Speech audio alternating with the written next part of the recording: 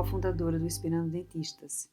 E hoje a gente vai conversar um pouco sobre o que indicar, restaurações diretas ou indiretas.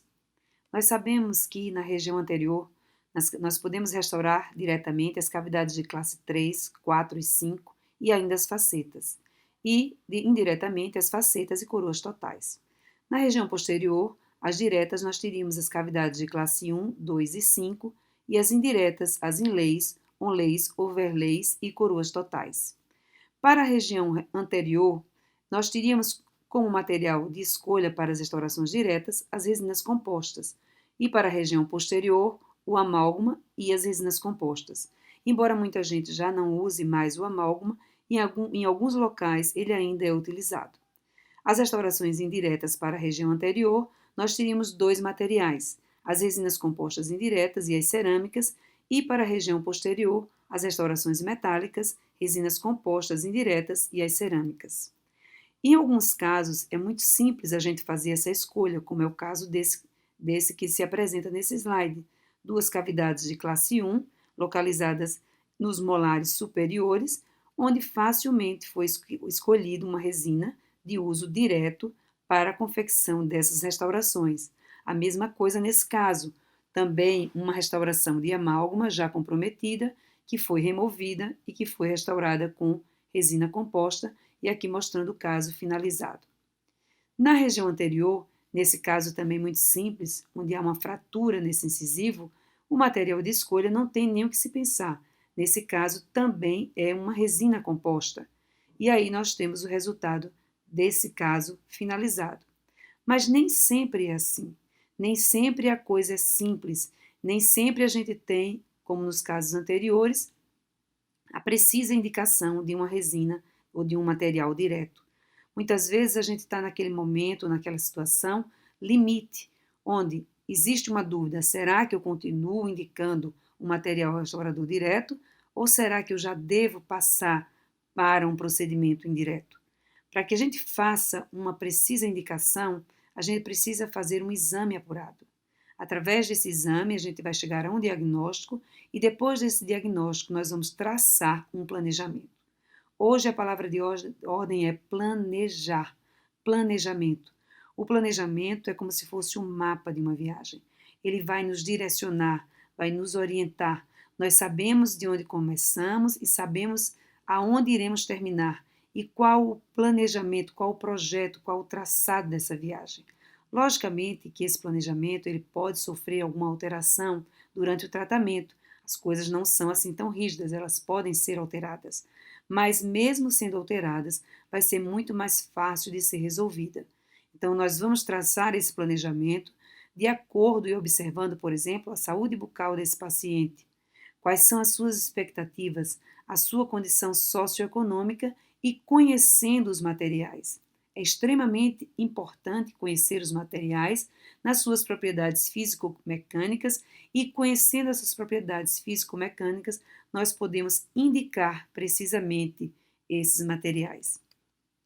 Por exemplo, nesse caso aqui, onde foi confeccionada uma faceta em resina, é o caso onde a gente poderia facilmente ou tranquilamente fazer as duas indicações, ou continuar com uma faceta em resina, ou fazer a indicação de uma faceta cerâmica. Por alguns motivos, a paciente escolheu continuar com uma resina composta e foi feito uma faceta em resina composta. Muitas vezes também a gente ultrapassa um pouco os limites do material por várias situações, por exemplo, como é esse caso aqui, pela situação econômica da paciente, que não tinha condições de arcar com os procedimentos indiretos e a gente não poderia deixar a paciente nessa situação. Uma paciente jovem, os dois dentes, o incisivo central e o lateral, tratados endodonticamente, escurecidos, e a gente precisava dar uma solução para esse caso. E nesse caso, a indicação seria realmente um procedimento indireto, com facetas ou até mesmo coroas, mas não foi possível. E diante dessa impossibilidade, nós tivemos que ultrapassar a indicação do material, dizendo ao paciente que na hora em que a gente ultrapassa a indicação do material, a longevidade ou a vida útil desse material vai ser diminuída, é a consequência, infelizmente. nós fizemos a escolha do procedimento direto usando a resina composta. Foram feitas as colocações de pinos de fibra de vidro, que nós vamos conversar numa outra aula, né, reforçando essas estruturas. Foram feitos os preenchimentos com resina, posteriormente os preparos e assim a restauração com a resina composta, usando a técnica incremental e o resultado do procedimento, o caso já finalizado. Então, esse é o caso finalizado, que se apresentou assim, chegou dessa maneira, com, repito, indicação para um procedimento indireto, mas em decorrência de limitações econômicas da paciente, foi feita a escolha por um procedimento direto com resina composta. As restaurações diretas, tanto na região anterior como na região posterior, elas podem ser feitas com essas resinas compostas, com preparos muito conservadores, com resultados estéticos, entretanto operador dependente, ou seja, apenas o profissional é o responsável pelo resultado estético desse procedimento. Esses procedimentos, essa técnica é uma técnica rápida, com longevidade, mas que depende do senso artístico. E esse senso artístico, ele deve estar baseado na natureza. Nós temos que usar a natureza como referência. É essa natureza que vai nos dizer exatamente como nós devemos trabalhar. É observando a natureza que nós vamos fazer o nosso trabalho da melhor maneira possível. Essas resinas compostas, elas são feitas pela técnica de estratificação, depois que nós observarmos, que nós, então, entendermos como é que está funcionando, o que é que a gente tem que copiar, nós vamos usar a técnica de estratificação, a aplicação meticulosa do protocolo clínico, instrumental adequado é extremamente importante, ninguém pode fazer um bom trabalho com instrumentos não adequados, com instrumentos velhos, com instrumentos que não são eficientes e com muita paciência. Ninguém pode fazer trabalho estético, ninguém pode trabalhar com resina composta, quer seja na região anterior, quer seja na região posterior, de forma rápida. Resina composta implica em tempo, em paciência, em protocolo meticuloso, em protocolo adequado. E, como eu disse, nós temos que ter a natureza como referência, tanto nas suas propriedades físicas, quanto nas suas propriedades ópticas. Muitas vezes as pessoas perguntam qual é o melhor sistema de resina, que resina eu devo usar, como é que eu vou conseguir esse resultado, qual foi a resina que você usou. A questão não é qual o sistema, talvez essa não seja a melhor pergunta. A melhor pergunta é como usar melhor o meu sistema. Nós precisamos ter intimidade com a nossa resina, nós precisamos entender essa resina, nós precisamos conhecer o nosso material. E só conhecendo o nosso material é que a gente vai tirar o melhor desse material e vai fazer a melhor restauração possível. A gente precisa entender que as resinas elas são diferentes. Muitas vezes nós estamos fazendo ótimos trabalhos com a nossa resina e a gente troca de resina. E a gente leva um tempo para poder entender essa nova resina, como ela funciona. As resinas elas têm opacidades diferentes, elas têm viscosidades diferentes, elas têm características diferentes. Então, a gente precisa estar bastante íntima dessa resina para que a gente possa conseguir o melhor resultado possível. Hoje nós temos basicamente 3 tipos de resina: as resinas microhíbridas, as resinas microparticuladas e as nanoparticuladas. Quando a gente vai trabalhar, por exemplo, numa região anterior, e eu disse que a gente tem que copiar, ter como referência a natureza, a gente precisa entender que a gente tem que copiar um esmalte palatino, uma dentina e um esmalte vestibular, como a gente mostra nesse caso, né? Nessa fratura desse incisivo central, onde o único preparo feito foi o bisel. A gente gosta de fazer um bisel raso e longo, para que essa resina ela possa finalizar suavemente sobre a estrutura dentária, não permitindo a visualização do limite ou do término entre a restauração e a estrutura dentária. Então, esse é um bisel longo e bastante raso. Esse dente ele já tinha sido moldado, já tinha sido feito um enceramento, isso também vai ser motivo de uma outra aula nossa, e aí a gente fez a barreira palatina, reconstruindo esse esmalte palatino e, consequentemente, a partir daí, facilitando todo o processo. E, posteriormente, na sequência, colocando a resina que vai substituir a dentina e, finalmente, a resina que vai substituir o esmalte. E aí a gente tem, imediatamente depois, o dente já restaurado, mostrando a finalização desse caso. Então, o nosso objetivo, quando a gente faz qualquer procedimento restaurador estético, é exatamente tornar esse procedimento imperceptível. Quanto menos visível ele estiver, melhor será o resultado. O nosso objetivo é copiar, nesse caso, copiar o dente vizinho, em todas as suas características, na sua anatomia, na sua cor, na sua texturização, na sua forma. Quanto mais semelhante ele estiver, melhor o nosso resultado. Esse é o nosso trabalho, essa é a nossa preocupação. Quando a gente vai passar para as resinas compostas em dentes posteriores, a gente tem uma história percorrendo, que deve ser percorrida e que deve ser observada. Nós sabemos que as primeiras resinas posteriores, elas apresentavam um comportamento clínico bom, mas apenas no primeiro ano. Depois desse ano, havia uma perda de anatomia, um desgaste oclusal e, consequentemente, falhas marginais. Não havia, naquele momento, um bom sistema adesivo que permitisse uma boa selagem dessas margens. E o que se via num curto espaço de tempo era exatamente isso: a perda de anatomia, o desgaste e a infiltração marginal. Hoje, nós temos condições diferentes. Primeiro que nós temos uma diminuição na incidência e velocidade de progressão de cáries primárias. Nós temos melhoras das propriedades mecânicas das resinas compostas, uma excessiva preocupação com o meio ambiente e a suposta toxicidade do amálgama e uma preocupação excessiva com a estética. Com relação às considerações restauradoras, nós temos que observar o tipo de restauração do dente antagonista, a possibilidade de utilização do dique de borracha, que é extremamente importante. O procedimento restaurador adesivo, ele não é compatível com umidade, ou seja, se você é um profissional que não usa o isolamento absoluto, eu sei que muita gente não usa o isolamento absoluto, você está comprometendo a eficácia, a qualidade da sua restauração. O isolamento absoluto é extremamente importante.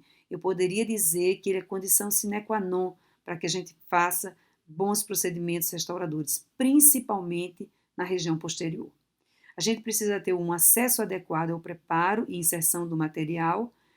Na grande maioria, a indicação direta é para pequenas restaurações, pequena a média, na sua extensão vestibulolingual, tanto na oclusal quanto nas proximais. Quando a gente passa desse limite, quando a gente tem uma extensão maior no sentido vestibulolingual, a gente já deixa de indicar as restaurações diretas e passa a indicar as restaurações semidiretas ou indiretas. Temos que ter ainda uma conscientização do profissional e paciente com relação ao maior custo, sensibilidade de técnica e longevidade das restaurações.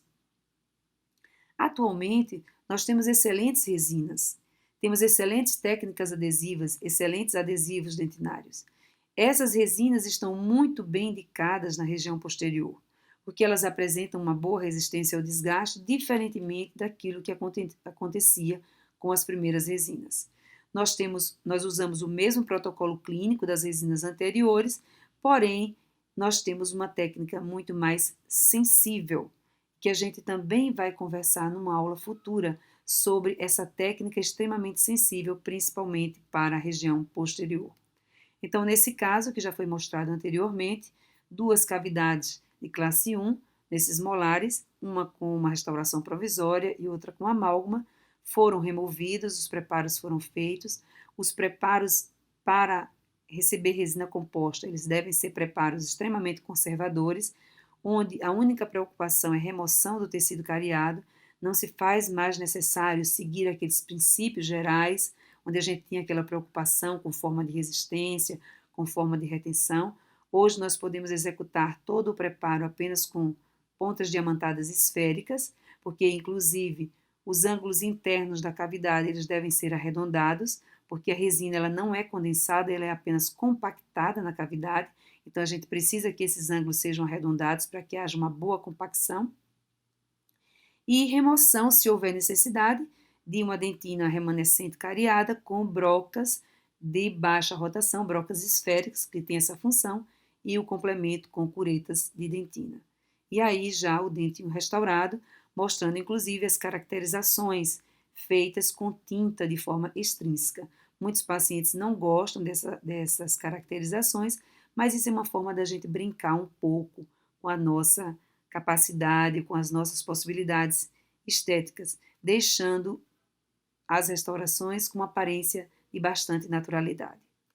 Nesse outro caso, os dentes já restaurados com resina composta, já não havia mais escultura, já havia uma perda de anatomia, já havia infiltração marginal e essas restaurações elas foram então removidas, também lembrando com pontas diamantadas esféricas. Elas tiveram uma proteção, uma base, vamos dizer assim, de ionômero de vidro. Nós fizemos essa escolha porque o fundo dessa cavidade ela apresentava bastante dentina esclerosada. Quando nós temos dentina esclerosada, nós optamos pela colocação do ionômero de vidro. Fizemos o condicionamento ácido inicialmente do esmalte e posteriormente em toda a cavidade, seguindo o protocolo do sistema adesivo utilizado. Remoção do excesso de água, sem ressecar, entretanto, essa cavidade. Aplicação do sistema adesivo, conforme a técnica do sistema adesivo que estava sendo empregado. E aí a colocação de forma incremental e inclinada da resina composta. Nesse caso, não foi usado resina Bookfill, então nós usamos a técnica incremental convencional. E aí, já finalizando o caso, já usando a resina que vai substituir o esmalte desses elementos. E aí o caso finalizado. Quando a gente trabalha em resina posterior, de uma maneira geral a resina, nós sabemos que todas as resinas elas apresentam contração de polimerização, mas esse aspecto ele é muito mais importante ou traz muito mais consequências na região posterior, porque nós devemos nos preocupar não apenas com o volume de contração de polimerização, mas também nos preocupar com o estresse de polimerização gerado durante os nossos procedimentos restauradores. Então, sobre estresse de polimerização, sobre essa contração e esse estresse, nós vamos falar num outro momento, num outro vídeo. Por enquanto, nós vamos deixar apenas o lembrete a vocês que a gente deve se preocupar não apenas com o volume de contração, mas também com o estresse de contração que foi gerado.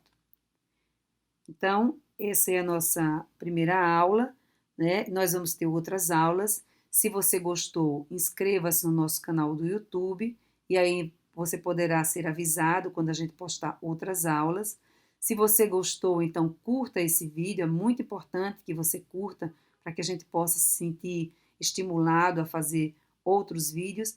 Curta e deixe seu comentário.